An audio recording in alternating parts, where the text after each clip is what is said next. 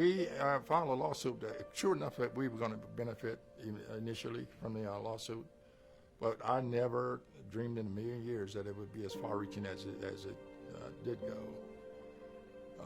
It changed the complex in the face of the city forever. You know, when we all joined the police department, we joined various times. Frank, he was the older of the four of us. He came on in '63. I came on in '67.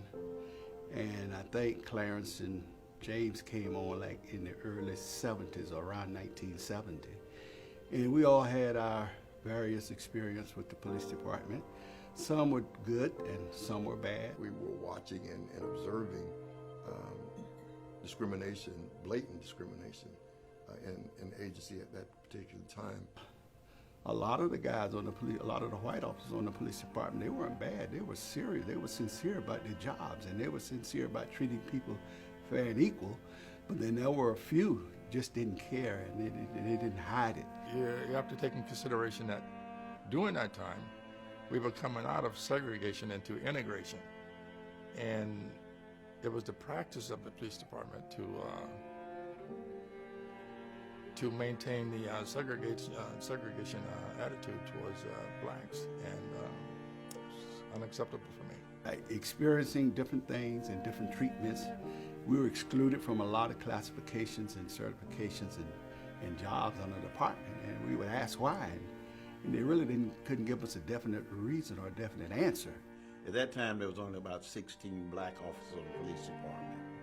When the four of us met over at Rufus to discuss what we intended to do.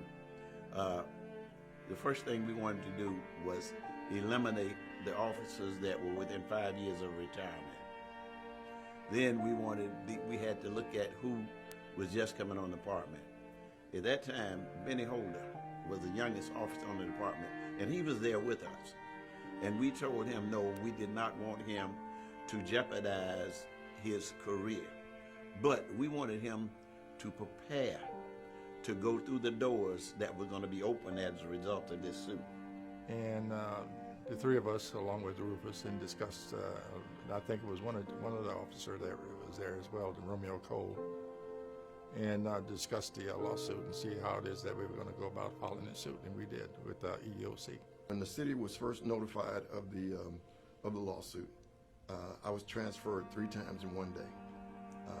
And my vacation was canceled, and I was ordered back to work that evening.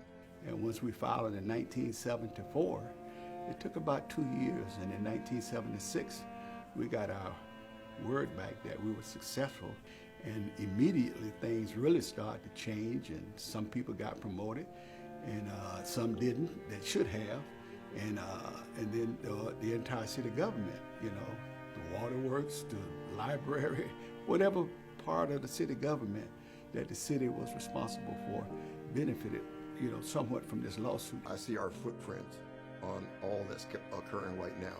You should always have some aspiration to go higher in this agency, and particularly now that the opportunities are there for you.